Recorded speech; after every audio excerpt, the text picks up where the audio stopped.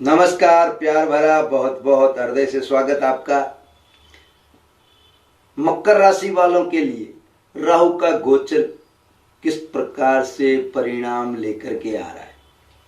राहु जिसको मारे उसको कौन तारे। वहीं राहु देवताओं का अमृत भी तो पिए हुए है, इसलिए देवगुरु बृहस्पति जैसी दृष्टि भी दे रखी है। 9 और 5 7 तो है,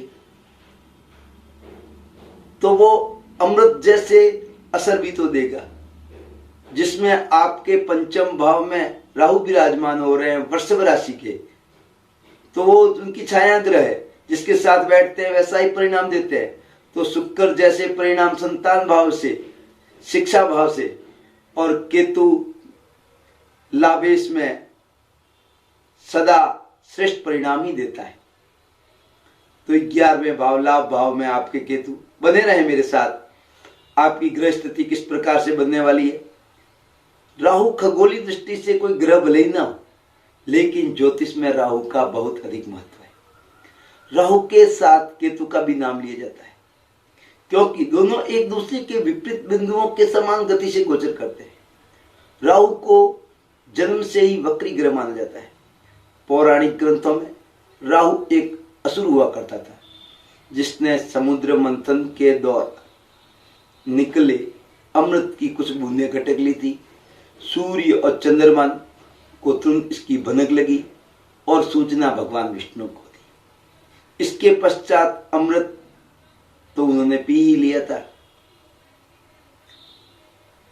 और भगवान विष्णु ने उसने अपने सुदर्शन चक्र से उसका सिर धड़ से अलग कर दिया, जिसके कारण सिर और धड़ अलग अलग हो गए।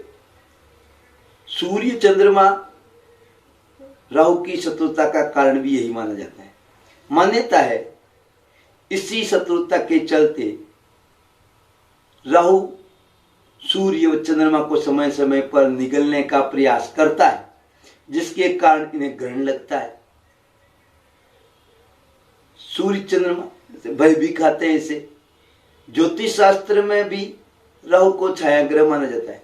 राहु एक पाप ग्रह माने जाते हैं। जातक की कुंडली में काल सर्प दोष, पितृ दोष के कारण भी राहु ही है। मिथुन राशि में उच्च के हो तो धन राशि में नीच के राहु हो जाते हैं। राहु को अनैतिक कृत्यों का कारक भी माना जाता है, वह अमृत तुल्य भी माना जाता है। वहीं जुए सट्टे का कारक भी माना जाता है। अचानक लाभ का भी कारक माना जाता है। शनि के बाद राहु केतु ऐसे ग्रह हैं जो एक राशि में लंबे समय तक, लगभग 18 महीने तक राहु केतु रहते हैं।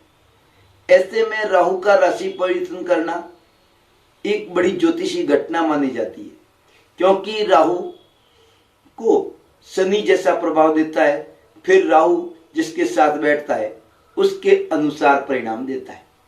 अब राहु वृषभ राशि में बैठेगा तो शुक्र के प्रभाव देगा, केतु मंगल के प्रभाव देगा।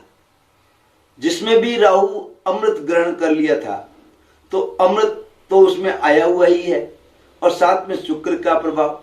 राहु आपके पंचम भाव में और केतु आपके लाभ भाव में गोचर करने वाला है। जो व्यक्ति जातक संतान सुख की इच्छा रखने वाले जातकों को संतान का पूर्ण सुख मिलेगा। संतान सुख, संतान वृद्धि, साथ ही कीर्ति और यश भी दिलवाता है। पंचम भाव में अचानक लाभ भी करवाता है। आपकी संतान से शुभ समाचार भी दिलवाता है। जो व्यक्ति शिक्षा ग्रहण कर रहा है वो शिक्षा पूरी होकर के डिग्री दिलवाता है। अविवाहित व्यक्तियों के विवाह के प्रस्ताव आएंगे। जीविका के साधन या नया व्यवसाय शुरू होगा। लेकिन मेरी एक बात और ध्यान से सुन लें, अगर आपकी जन्म पत्रिका में नोट कर ले, मैं जो बता रहा हूं, अगर इन राशियों में राहु है तो ये परिणाम पूर्णता से मिलने ही वाले हैं। राहु अगर आपकी जन्म पत्रिका में वृषभ राशि का, कर्क का, सिंह का, कन्या का, वृश्चिक का, मकर का और मीन का, वापस नोट कर लें, वृषभ, कर्क, सिंह, कन्या, वृश्चिक, मकर, मीन, इन राशियों में तो परिणाम बहुत ही अच्छे प्राप्त होने वाले। अन्य राशियों में परिणामों में कुछ विघ्न भी आएंगे, बाधाएं आएगी और गर्भपात जैसी समस्याएं हो सकती है, भ्रम उत्पन्न हो सकता है, आर्थिक कष्ट हो सकते हैं। लेकिन इसके साथ अन्य ग्रहों की स्थिति भी देखनी चाहिए। राहु तो इस प्रकार के परिणाम देगा ही, शुभ परिणाम देने की संभावना है, फिर भी आपके कहीं ना कहीं लाभ करवाएगा, क्योंकि यह वृषभ राशि का है।